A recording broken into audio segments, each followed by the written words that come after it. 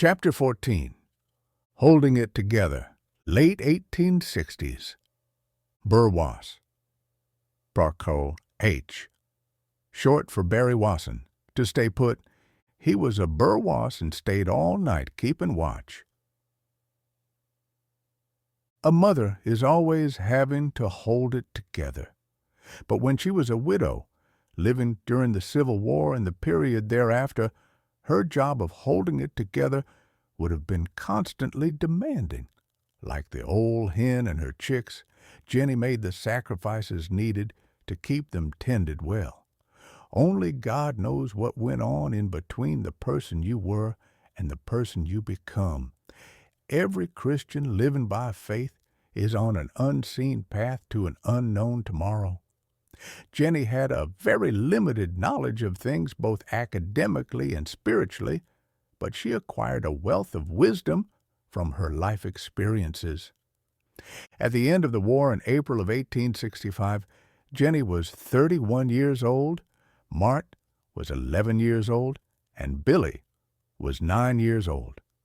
While today's youngsters are tech-savvy, most are as ignorant of doing chores as the harness boys would be of computers. Early chores began before breakfast could be prepared. Fresh water and firewood started the morning with trips to the smokehouse, cellar, or spring house to fetch bacon, eggs, milk, or taters. The cook stove needed fire, as did the fireplace in cold weather. Much of the work was done in the dark or with limited lighting as the day started in the pre-dawn. Working outdoors to care for livestock and tending to the fields was a daily job, and with the exception of Sunday, it was a full day with some occasional time off. Girls became women and boys became men at an earlier age due to the responsibilities they were given. Teens marrying at an early age in that era was indicative of how maturity came sooner to those living more like adults and less like children. Jenny needed all the help she could muster from her boys. Even families with both parents and multiple children were in critical need of help. Children were worked hard in factory and farm settings and expected to do work that few adults would do today. It was decades before child labor laws would be enacted. Burrowsville was the Searcy County seat town and was burned and looted by a Union Army expedition from Springfield, Missouri, about a year before the war ended. It remained in shambles until returning refugees rebuilt a wooden courthouse along with some merchant stores and a saloon in the late 1860s. A government still, a grist mill and a cotton gin, opened about a mile west of the town at a place called Springtown. Local cotton was shipped out and cattle, hogs, and turkeys were once again taken to market in North Little Rock. In 1867, a new name change was granted for Burrowsville to be named Marshall. Before we leave the Civil War era, I want to talk about another serious threat that Jenny faced. I don't know when to place the event I'm about to tell, but it may have been while the war was still going on or in the period just afterward. Outlaws during the war brought more fear to Searcy County than either Union or Confederate armies. They were called guerrillas by the military and were not authorized or paid by either side. Both sides would execute them if found to be guilty of the crimes of looting, terrorizing, destroying, and killing citizens. Some of them were called jayhawkers, which tended to be used of those coming out of Kansas into Missouri, but the term bushwhacker was the common term in Arkansas for these outlaws. The Missouri-Arkansas border was desolated from war and the bushwhackers. The Little Rock, Arkansas Gazette wrote in August 1866, "Wasted farms, deserted cabins, lone chimneys, marking the sites where dwellings have been destroyed by fire, and yards, gardens, and fields overgrown with weeds and bushes, are everywhere within view. The traveler soon ceases to wonder when he sees the charred remains of burnt buildings, and wonders rather when he beholds a house yet standing, that it also did not disappear in the general conflagration. Such was the terrible intensity of the recent Civil War. Those living in areas where the bushwhackers roamed had good reason to be concerned about the threat of being terrorized by those savage dogs. They were neither representative of the blue or the gray which they sometimes wore. Rather, they were small rogue bands with a leader who pillaged and ambushed many good people living in what remained of the Ozark Hills. Guilty of murder, arson, and robbery, they deserved to be shot or hung with a rope by their necks. Those freebooters overran much of the war-torn communities, taking advantage of the citizens. If caught, they would be executed by either side of the army who captured them. Bushwhackers would also kill a soldier, a courier, or hold up a supply wagon. They weren't against killing anyone they deemed worthless or threatening. In the beginning, these terrorists received encouragement from the Confederate side to ambush Union members, but their growing thirst for blood took victims from both sides. A bushwhacker named William Dark terrorized Searcy County with a band of men who preyed upon the countryside. He was killed by a small boy as he approached the home of two Confederate soldiers who were visiting their family. They fled upon hearing of Dark approaching the house, and the boy hid near the gate and boldly shot him. The following story was told to me by my father, William Earl Harness, about Jenny and her boys, as follows. Jenny had gotten word that some bushwhackers were in the area. It was amazing how an urgent word could out-travel those on horseback. She knew that if they came to her cabin, they would be looking for food, and especially her cornmeal. Cornmeal was easy to carry by horseback, went in a sack, and was a good source of energy and protein. Jenny took the cornmeal she had on hand and hid it in the bluff near her cabin. She could go and get meal as needed, and this reduced the risk of losing all of it.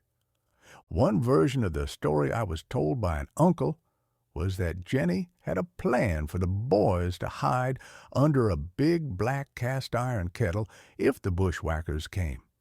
If true, her plan was wise, as no bullets would pierce the round cast iron. It was known that the bushwhackers would kill the males of a household. Sometimes the women were at risk to violence or death, but on many accounts the boys and men were a target for torture and death. A healthy horse was always a prize for them, as they frequently had to escape fast and with little time or resources to maintain an animal. Stealing fresh horses for their getaway was important for their continuance. The day came when a small band of men rode up to Jenny's cabin. She knew they were strangers and immediately discerned their intentions. I do not know if she greeted them carrying a shotgun, but I'm sure she had a loaded one near her.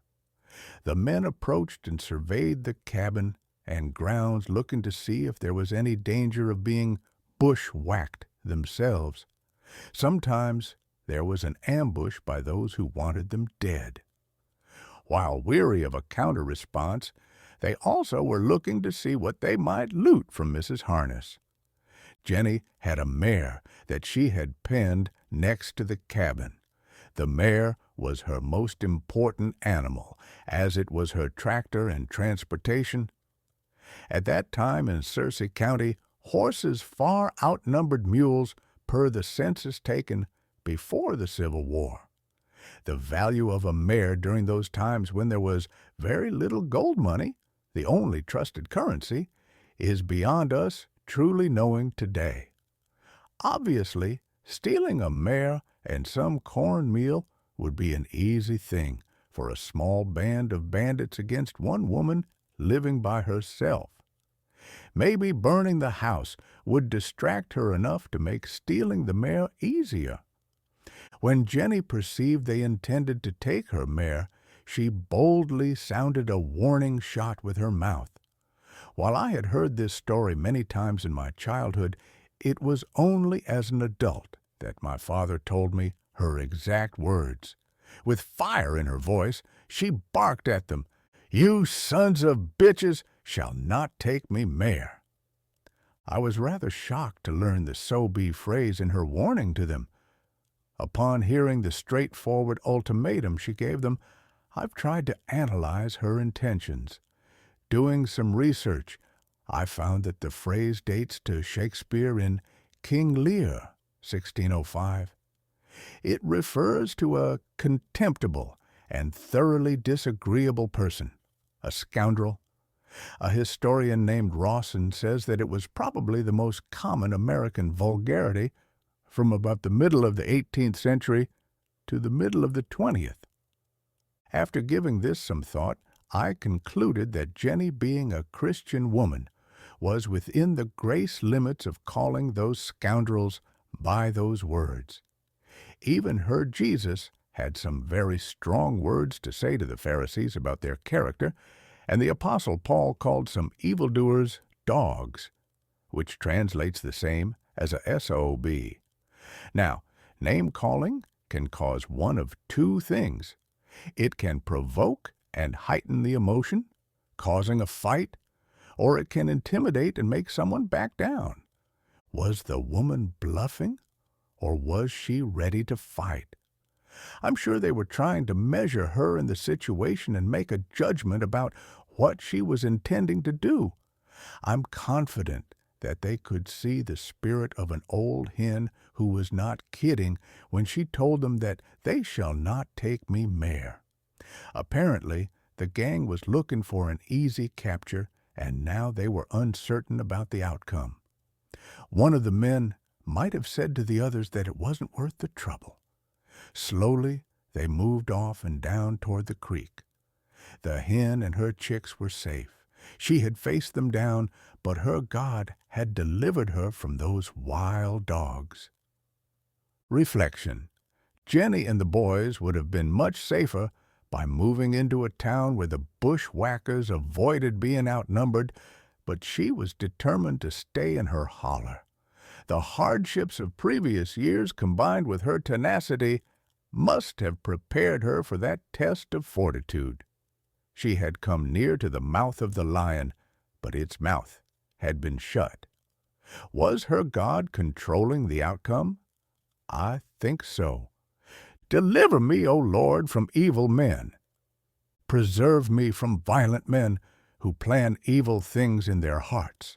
They continually gather together for war. Psalm 140, 1-2. End note. The Union destruction of the Confederate depot at Yellville in U.S. General James G. Blunt's victories at Cane Hill and Prairie Grove in late 1862 effectively cleared northwest Arkansas of any organized Confederate resistance, and by the end of the year, Little Rock no longer attempted to collect taxes in Searcy County. As civil authority crumbled, looting raids by bushwhackers and jayhawkers from Missouri, Union sympathizers motivated by revenge over the POS affair, and even outlaws from neighboring Newton and Izard counties became more frequent. The Richland Creek Valley, known as the breadbasket of the county, was often raided by partisans of both sides in search of provisions. With their husbands and fathers either away at war or in hiding, the responsibility for planting and harvesting crops and protecting the family farmstead often fell to the women and children of the county. Corn was planted in small hidden patches away from the house, and corn cribs were hidden in the woods to protect the crops from looters, while animals were herded in the hollows of the mountainous region. Many Searcy County men hid in the hills to avoid conscription and subsisted on what their families produced. Johnston, 46-47. Searcy County saw little formal combat during the war. A skirmish broke out on New Year's Day, 1863, when a band of about 100 Federal irregulars fired upon a scouting party of Confederate soldiers under Brigadier General John S. Marmaduke near the Martha White Ford of the Buffalo River. In the ensuing combat, Federal casualties totaled 20 killed and 27 captured, while only one Confederate soldier was lost. Johnston, 15.